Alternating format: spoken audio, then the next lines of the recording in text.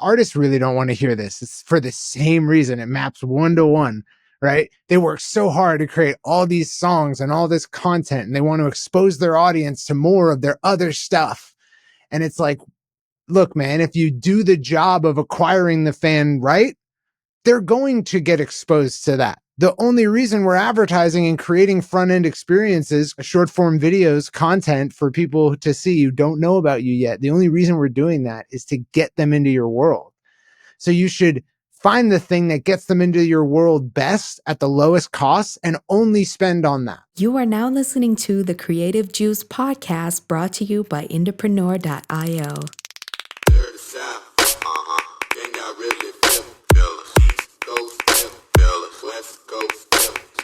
What's up, Indies? Welcome back to the Creative Juice podcast. This is episode 330.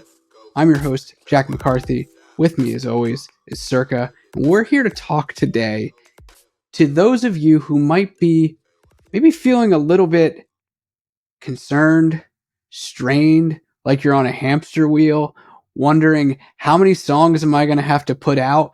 How much content am I going to have to make until I really start getting a fan base going? We're here to talk today about how one piece of content, how one song, how one hook could really change the way that you market your music, really change the way that you do music marketing for your career, and help you by giving you an asset that continues to get you new fans while you do all the other stuff that you're doing, making more music, touring, putting out merch, building the fan base. So that's what we're here to talk about today, and I'm very excited about it. What's up, Cirque? Not a whole lot. Just kicking it, enjoying the work week. I want to reach through the camera, through the screen, and grab you listening to this for a second because, you know, with that intro, I map what Jack just said to like real, actual things that have happened in our music marketing agency with actual clients and actual things that have happened in my music pursuits and in indies in our community. Like, this stuff has actually happened, what we're about to talk about. We're going to talk about real things that not only have happened, but continue to happen. And there's actionable insight to be gleaned from it. So, you know, if you talk about like one song, one hook, one piece of content, it can sound, you know, it's easy for that to gloss over because a lot of people say that. But we're going to actually bring it to ground for you today so that you actually understand what we're talking about. You have real examples, and you can hopefully make a change in how you approach or how you model your own pursuits, and it'll be easier afterwards. Yeah, 100%. And I'm glad you led with that, sir, because I'd like to zoom out here a little bit before we get into talking about how this even applies to a music career. I'd like to just zoom out for a second and talk about how this relates to marketing and advertising in general, because you actually see this out in the wild probably a bit more than you realize. When you look at businesses of any kind throughout history and how they run marketing campaigns, you will so often see that when a business has an ad that performs well, let's take a television ad, let's take it down to that level. When a business has an ad that performs well for them, they continue to run that ad to help them get more customers or whatever action they're hoping to get from it. Awareness, people in the door, people buying on their website, phone calls, doesn't matter. They continue to use that ad. And you see this online with businesses as well. Certainly, we've seen tons of e-commerce brands have viral type ads that they've just continued to run or run, slight iterations of for months and months and years because they do the ads, do the work that the company, the business is hoping that it will do for them. And that's the kind of thinking that we're talking about when it comes to this topic. So I wanted to just zoom out and say, like, this isn't something that's unique to music. This is a concept that I think should be readily embraced by musicians, because once you get there, it takes off the pressure a bit of needing to constantly pump out more content. And we've talked plenty on the show about the need to create content, and that doesn't go away. But once you have a marketing asset from content that's performing well, then you're in a position to create freely and kind of do the thing that every artist says they want to do. That's like, I want to be creative and I want to get really in the weeds with the stuff that I'm making. Well, you can then do that with content with a little bit of pressure taken off through the things that we're going to be talking about here today. Yeah, success leaves clues, right? There's a reason that everyone my age remembers head on, apply directly to the forehead, or JG Wentworth, or, it's my money Yes. and I need it now. The ads that are successful get run repeatedly. In fact, it's not causal, but it's correlative that really successful ads are annoying, right? They correlate to you being annoyed by them because they get run a lot more than ads that aren't successful. And so, yeah, I think that applies directly to kind of what we're talking about here. But what we're really talking about is that, and I think a good way to think about it, a way that might change how you approach things, because you might be thinking like, man, I have to put out so much music.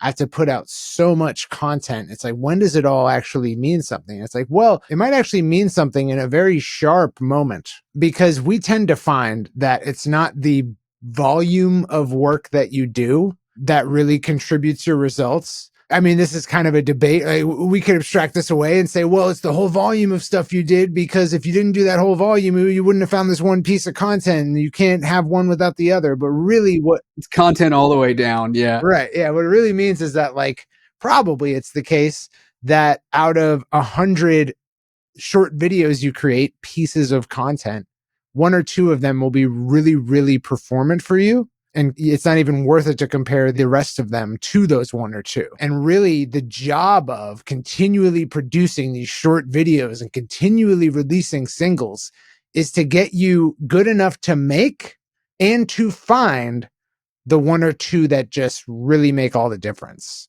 And there's really no other way to do it. There's no other way to get to those one or two except constant iteration, constant at bats, trying to get them. Some people come out the gate and they have the one song that's going to make all the difference for them, or they have the one video that's going to make all the difference for them. That totally happens. And it might happen to you, but it's probably more likely that you're going to have to search through a large volume of things you create, songs and short videos, to find the ones that are going to elevate your career and your fan base.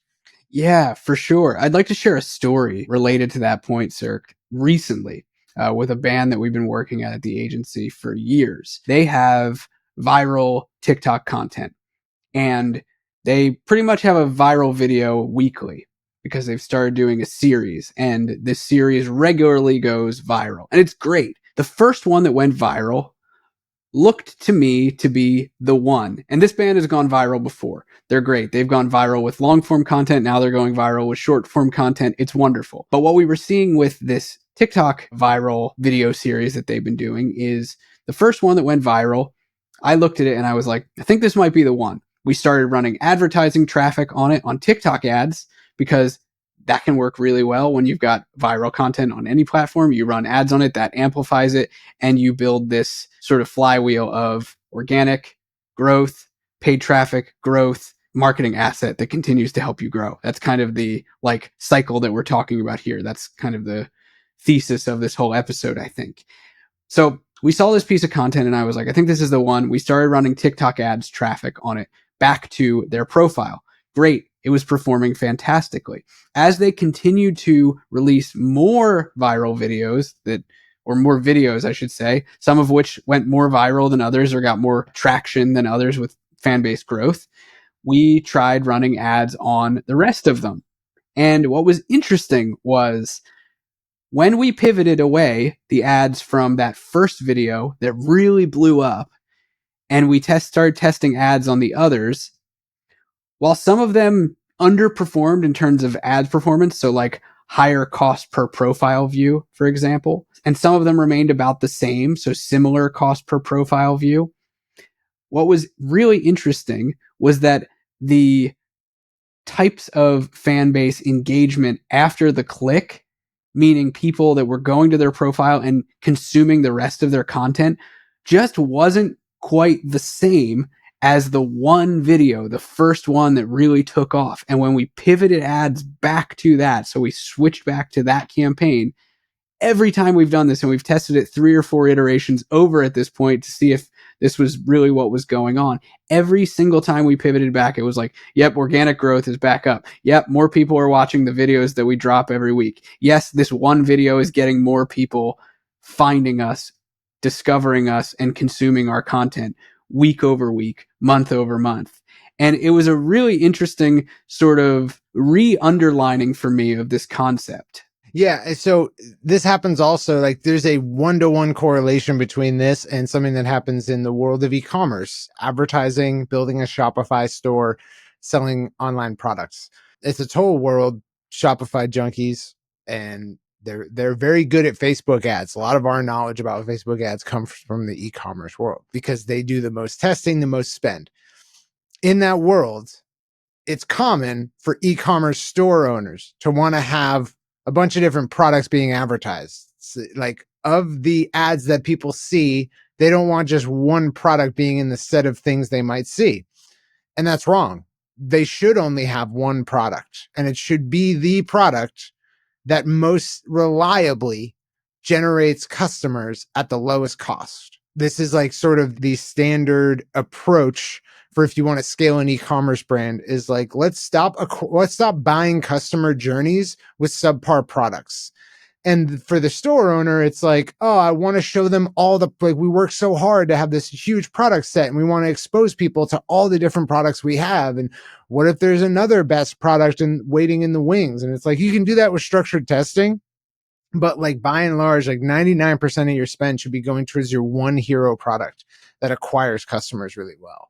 And it's hard. It's hard to get store owners to like swallow that pill because they put all that work into their whole product line. And they think of themselves as complex, dynamic individuals and organizations. And they don't want to be pigeonholed into this one hero product and spend all this money on it. And they also think about like, well, doesn't that open us up to risk? Like, what if something goes wrong with this product and we like everything we're doing is reliant on that? And it's like, even still, that's your best bet. And if you're spending more than like 1% of your marketing spend on other products, you're wasting money, making it harder for you to scale. And so this is true with artists, right? And artists really don't want to hear this. It's for the same reason. It maps 1-to-1, right? They work so hard to create all these songs and all this content, and they want to expose their audience to more of their other stuff. And it's like, look, man, if you do the job of acquiring the fan right, they're going to get exposed to that. The only reason we're advertising and creating front-end experiences, short form videos, content for people to see who don't know about you yet, the only reason we're doing that is to get them into your world.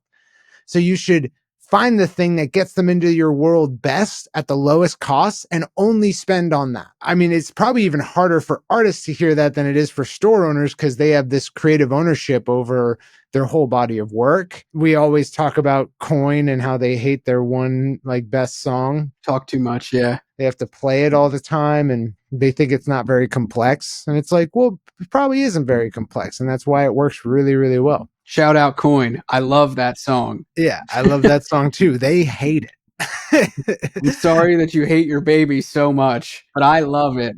It's also interesting to note, instructive, something you can take away from that they hate it because it took them so little time to write and they spent so little effort on it. It's like, that makes it effortless. I think I've talked about this before. There's a story that when Blink-182 was writing the Take Off Your Pants and Jacket record, which came out in like 2001, I think, they had a whole set of ideas that were kind of outside of the realm of their pop punk, summery kind of anthem and sound. And they showed it to their manager and he was like, I don't really get it. Like, where's the summer anthem? And they went home really pissed off and they wrote Girl at the Rock Show and First Date in 15 minutes each of them and then brought it back. And those songs were obviously big singles and, went massively, massively popular from that record. I used to say to my collaborators in Some Kid Punk, sometimes what you need is just a good old fashioned cheeseburger. Meaning like people want to fancy up the cuisine. Let's add some, all these different like hip culinary trends into it. Let's make it really complex and deconstructed. And it's like, dude, sometimes you just want to feed them a cheeseburger. I know that that's like not the most chefy thing in the world, but it's what people want to eat, man. So like, give that like major melodic hook. Do the cheeseburger thing. Don't do the like deconstructed Asian street taco with like, Yeah, like yeah. stop trying to Gordon Ramsay this shit and just make a really solid cheeseburger. And that maps like this is all the same analogy space we're talking in, because yeah, like it probably is the case that the thing that's going to really deliver for you, you only want to spend money on that. And if you're spending advertising dollars, if you're creating content that's for your front end, which is social media, meaning like it's the first thing people will see. So it's probably the interface for people who haven't heard about you yet, is they're going to see this. Okay, this probably should be rather simple. It probably shouldn't be the most complex thing you've ever created. You should probably only spend your money, advertising dollars, for prospecting, for getting new fans on that. And yeah, it's probably not the most creatively fulfilling thing in the world, but you know, let's build a fan base first and then we can do all of Right, that. exactly. You know, Yeah. the 502s are a really good example of a band that leaned into this concept very heavily when they went viral with Just a Little While. They really put a lot of focus on first thing, like once those videos, the couple videos, vertical videos for Just a Little While went live, we started running paid traffic on them and pretty much leaned into that nonstop. Like that was where all of their ad spend was going for the most part, as far as top of funnel goes. And they also leaned into it in the way that they continued to make more content with that song, with that chorus, with that hook.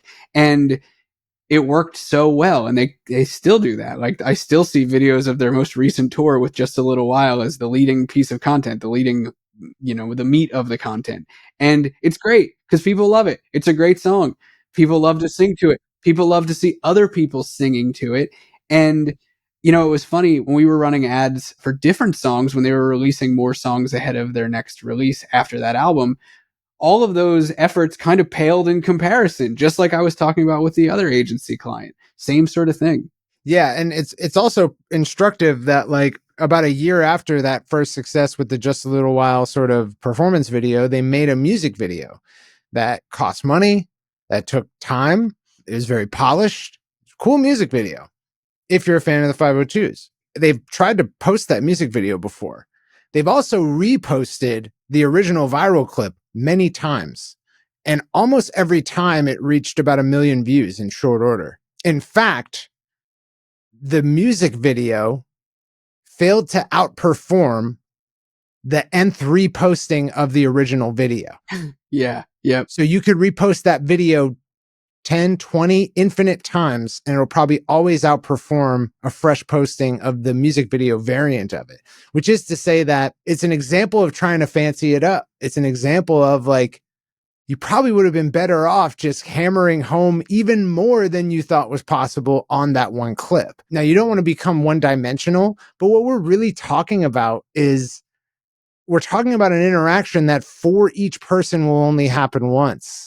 If I'm scrolling TikTok and I see a video from the 502s, it should be that video.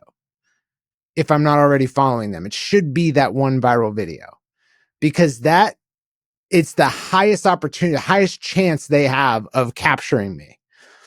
And then later I can watch all their other videos. I can sign up for their email list. I can go see them on tour. I can have more complex interactions with them. And if I see that same video in my feed again, I will either watch it because I like it, or two, ignore it. Exactly. But I'm not going to have a negative interaction with it. So there's really only benefit to them reposting it over and over again, which they have done a really great job of periodically reposting it. So that just kind of shows you that like when you find that thing, even then there's an urge to complicate things. And hopefully it shows you the psychology behind like why you would infinitely repost that one video, is because it's only ever going to be the best welcome mat for someone into your fan base. Dude, that's such a good point. And to go a little further with that, in case you're wondering, like, well, why does this happen with some kinds of content? Why does this happen with some songs, besides it just being like an obnoxiously great song, right? When a piece of content takes off, it acts as a welcome mat for one, because like we've already been talking about, it's performed before, so you know it's going to continue to perform. There's another reason that's a bit more social that we can touch on for a second here, is that like, because there are other people, other fans, other humans on the internet engaging with this thing, with this music, that acts as like a come join the party sort of moment for anyone new who, if they dig it, they're like, oh, look at all these other people digging it. It becomes a cultural moment.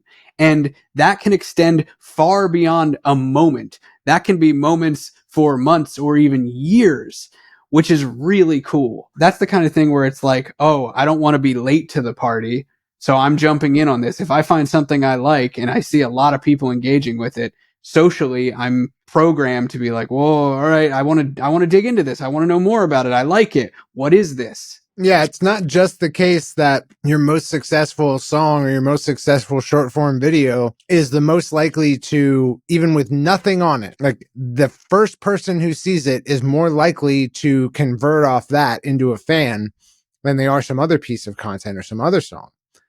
But if it does have signal on it, if other people have viewed it, if it has been in front of 100,000 other people before it got to you, it's more likely to accumulate social proof, accumulate signals, views, comments. So it's more likely to be a more potent asset by the time it gets to them. So yeah, like even if it's zero shot, like the second you posted it, this person saw it.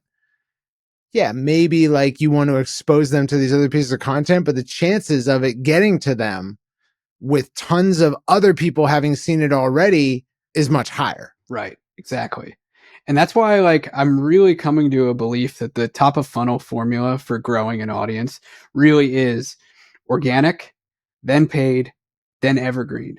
And the evergreen portion of that comes down to the social proof accumulation. When that happens, man, dude, we have videos for clients at the agency where we will plug a video in that has just been performing across all sorts of different kinds of marketing efforts, whether it's, you know, just audience growth, whether it's lead generation for building up their list, whether it's sales.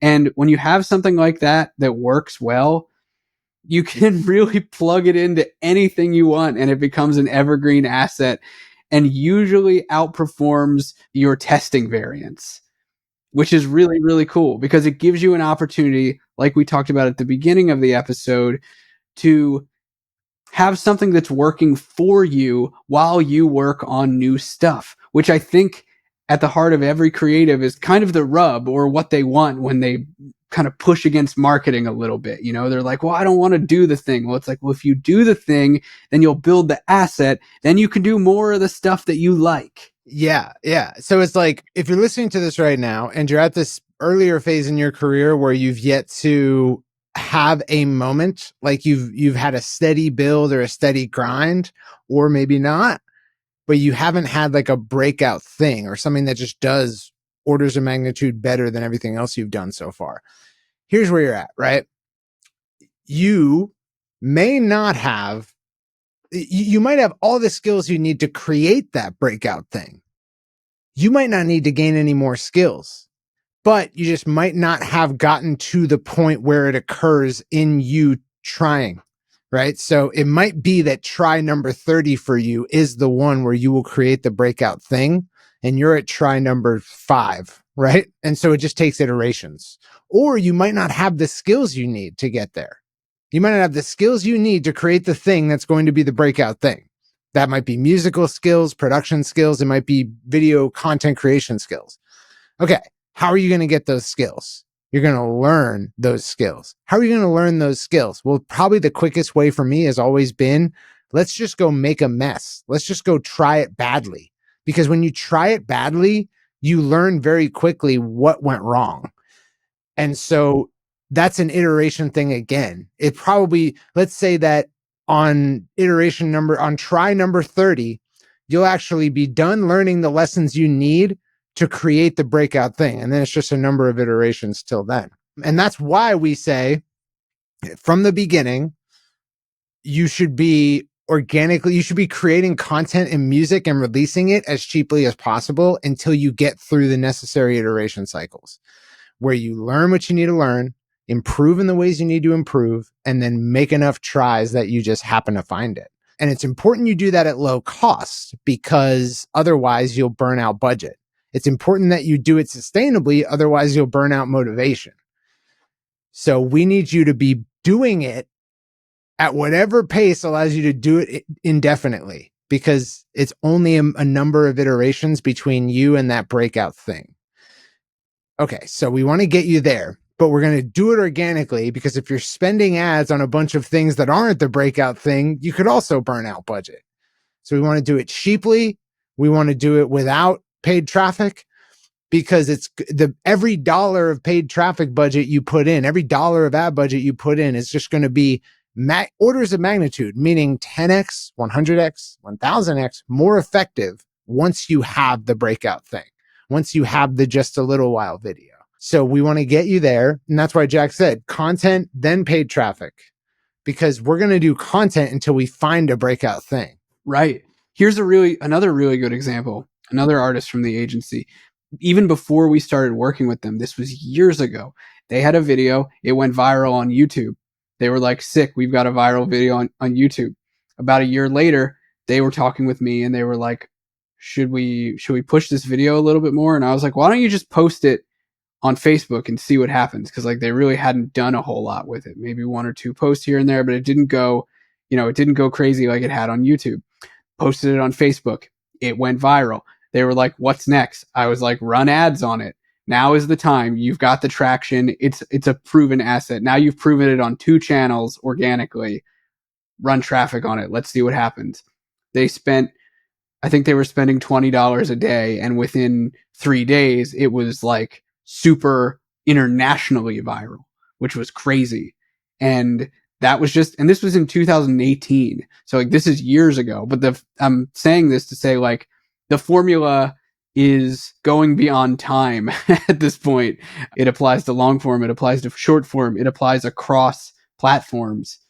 So yeah, it's really powerful. Yeah, 100%. Yeah. So hopefully what we're communicating to you here is that like, it kind of isn't about this large volume of content. And by content, again, I mean short form videos. It's probably not about this large volume of singles. Those are just a mechanism to get you to the one that's actually going to matter, or the 2 that are actually going to matter. There's no other way to get there. If there were, we would give you the shortcut. We would give you the easy mode. But like, if you need to learn things to get there, iterations will do that for you. If it's just that you haven't stumbled across the thing, but you got the skills you need to create it, iterations will get you there. So it's at bats. It's trying and trying again. And make no mistake, it's not about all the duds. It's not necessarily even about the slow climb till you get there. I mean, that's super helpful to have this base. And the people who are interested in you then will be interested in you for a long, long time. But once you have that breakout, that's when everything changes a lot more rapidly. Yeah, for sure. And all of this to say is like, this idea of having one asset doesn't mean you stop creating and doesn't mean you stop making. It just means that you have an asset that's doing work for you. And then you can continue this process and it keeps going. And sure, it takes some of the pressure off you and probably makes you feel pretty good that you've got an asset that's working well for you, because now the making of doesn't feel like such a grind anymore.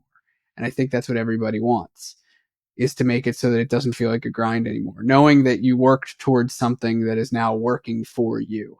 So that's the goal. Hell yeah. Much agreed. Yeah. I hope you guys dug this. This was good to talk about because it's been a minute since we've touched on just, I think, our philosophy around content and why we recommend the things we recommend and what it can do for you. So I hope you take this and maybe look at what you've got planned up for the next 6 months as far as your releases, as far as your content. And I hope you also look back to what you've done previously and think about whether maybe there's some gold there that you've just been letting sit because you said, I don't want to push it in front of people too much. Maybe you need to. Maybe that one more touch is going to be the thing that's the tipping point for you, that creates the one asset. Yeah. I hope you guys dig it. We'll catch you next time on Creative Juice. Go make some music. Peace out, Indies.